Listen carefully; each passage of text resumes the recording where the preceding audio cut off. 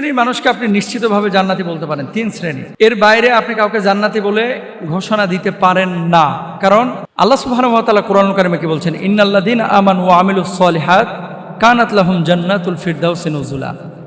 যে যারা সৎকর্ম করে, সৎ কাজ করে, ঈমান আনার পরে আল্লাহ তাআলা তাদের জন্য জান্নাত রেখেছেন, স্থায়ী জান্নাত। এখন এই পৃথিবীতে তো অসংখ্য মানুষ আছে। আল্লাহ তাআলা কাউকে নবী হিসেবে পাঠিয়েছেন, কাউকে ওলি হিসেবে, কাউকে সাহাবী রিদওয়ানুল্লাহি আনহুম আজমাইন হিসেবে।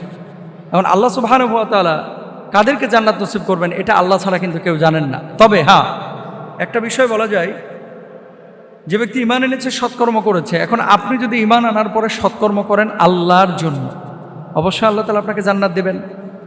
অবশ্যই আল্লাহ তাআলা আপনাকে জান্নাত দেবেন। এখন জান্নাত গ্যারেন্টেড কাদের জন্য? এটা আপনার আমার জন্য কেউ আমরা বলতে পারি না। হ্যাঁ, আমরা আশাবাদী যে সৎ কাজ করছি, নামাজ পড়েছি, আল্লাহ আমাদেরকে জান্নাত দেবে। তবে আল্লাহ তাআলা আবু বকর রাদিয়াল্লাহু তাআলা আনহু তার ব্যাপারে সূরা লাইলে কয়েকটা আয়াত নাজিল করেছেন, সুবহানাল্লাহ। এবং মুহাদ্দিসিনরা, মুফাসসিরিনরাও কিন্তু এগুলো আবু বকর রাদিয়াল্লাহু তাআলা আনহুর ব্যাপারে নাজিল হয়েছে, তারা এই কথা বলে থাকেন। তো আল্লাহ সুবহানাহু ওয়া তাআলা যার ব্যাপারে, যেমন প্রথম শ্রেণীর উদাহরণ হচ্ছে আবু বকর রাদিয়াল্লাহু তাআলা আনহু, অতএব আমি তোমাদের এক প্রজ্বলিত আগুন সম্পর্কে সতর্ক করছি, আল্লাহ বলছেন, সেখানে প্রবেশ করবে কেবল সেই হতভাগা যে সত্যকে অস্বীকার করেছে এবং মুখ ফিরিয়ে নিয়েছে। আর এই আগুন থেকে দূরে রাখা হবে সেই সর্বাধিক মুত্তাকি ব্যক্তিকে, যে নিজ সম্পদ ব্যয় করে আত্মশুদ্ধি অর্জন করে, কারো কোনো অনুগ্রহের প্রতিদান দেওয়ার জন্য নয়, বরং কেবল তার মহান প্রতিপালকের সন্তুষ্টি লাভের জন্য। অর্থাৎ কেউ মুখ ফিরিয়ে নিয়েছে, ঈমান থেকে দূরে চলে গিয়েছে, আল্লাহ তাকে জাহান্নামে নিক্ষেপ করবেন। কেউ মুখ ফিরিয়ে নেয় নাই, ঈমানের পথে থেকেছে, সৎ পথে থেকেছে, আল্লাহ তাকে জান্নাত দেবেন। আবু বকর রাদিয়াল্লাহু তাআলা আনহুর ব্যাপারে সূরা লাইলে আল্লাহ সুবহানাহু ওয়া তাআলা এই কথা বলেছেন 14 থেকে 21 নম্বর আয়াতে, মুফাসসিরিনরা এটা বলছেন। এখন আপনি নিজে যদি আবু বকরের আখলাক আপনার ভিতরে নিয়ে আসতে পারেন, কোমলতা, তাকওয়া, আল্লাহ ভীরুতা, অবশ্যই আপনি জান্নাতে যাবেন ইনশাআল্লাহ তাআলা।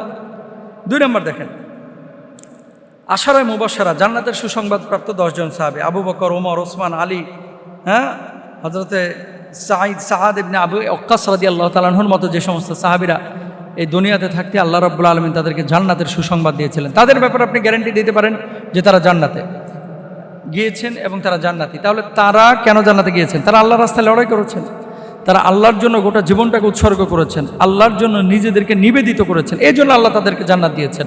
তা আপনি সেই নিবেদনটা নিয়ে আসেন ইনশাআল্লাহ।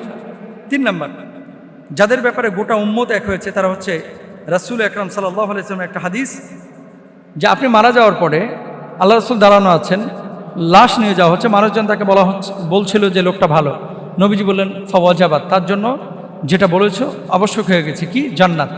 আর আরেকজনের ব্যাপারে লোকজন বলছিল খারাপ, নবীজি বলছেন ওয়াজাবাত, তার জন্য জাহান্নাম ওয়াজিব হয়ে গেছে। এখন আপনি মারা যাওয়ার পরে আশপাশের সমস্ত মানুষ যদি বলে যে লোকটা ভালো, তাহলে আপনাকে জানতে হবে যে এই লোকটা জান্নাতি। আর যদি মানুষজন বলে যে লোকটা খারাপ, তাহলে জানতে হবে এই লোকটা জাহান্নামী। এই বিষয় হচ্ছে 3 শ্রেণীর মানুষকে আপনারা জান্নাতি বলতে পারেন, এর বাইরে আপনারা জান্নাতি বলতে পারেন না। আল্লাহ তাআলা আমাদেরকে আমল করে জান্নাতি হওয়ার তৌফিক দান করুন, আমিন।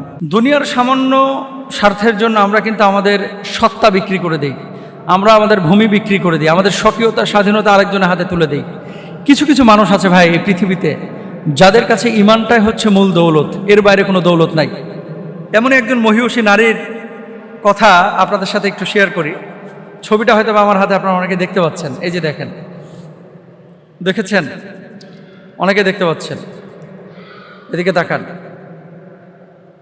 আচ্ছা, ওনার ব্যাপারে পরে বলছি। ওনার নাম হচ্ছে আয়েশা মুসলেহে। উনি মূলত ওনার বাড়িটা হচ্ছে এই যে মসজিদুল আকসা, ওনার বাড়িটা হচ্ছে আকসা ওয়াল আর হচ্ছে মসজিদুল আকসার মাঝামাঝি একটা স্থানে। আচ্ছা, আয়েশা মুসলিহিকে নিয়ে গোটা আরব বিশ্বে আলোচনা হচ্ছে যে আল আকসা মসজিদের কিনারায় তার ছোট্ট একটা বাড়ি, যেখানে একটা রান্নাঘর, একটা বেডরুম, একটা বাথরুম, এরকম একটা ছোট্ট বাড়ি, যেই বাড়িটাকে ওই ইসরাইল, ওই বদমাশগুলা দখল করার জন্য তাকে প্রপোজ করেছিল। যেহেতু মূল মালিকানা তার দাদা এখানে বসবাস করেছে, তার বাবা করেছে, তার আত্মীয় স্বজন করেছে। মূলত তার ভৌগোলিকভাবে তার বাড়িটা হচ্ছে মসজিদুল আকসা এবং বুরাক ওয়াল বা ওয়েস্টার্ন ওয়াল যে ইহুদিরা বলে থাকে, এটার মাঝামাঝি ছোট্ট একটা জায়গা। যুগ যুগ ধরে তারা এখানে বসবাস করেছে। কিন্তু এই দখলদার বদমাশগুলো তাকে অফার করেছে 10 থেকে 12 লক্ষ ডলার দেওয়া হবে, তুমি এই জায়গা থেকে চলে যাও। মানে ওদের ইন্টেনশন এরকম ছিল যে যদি একটা বাড়ি এভাবে কিনে নিতে পারে তাহলে পরবর্তীতে যে এখানে বাড়িগুলো আছে তারা কিনে নেবে।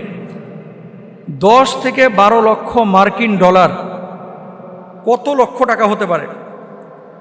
আপনি বাংলাদেশি টাকায় যদি হিসাব করেন তাহলে কিন্তু কয়েক কোটি টাকা, প্রায় 5 থেকে 6 কোটি টাকা হতে পারে, কম বেশ হতে পারে।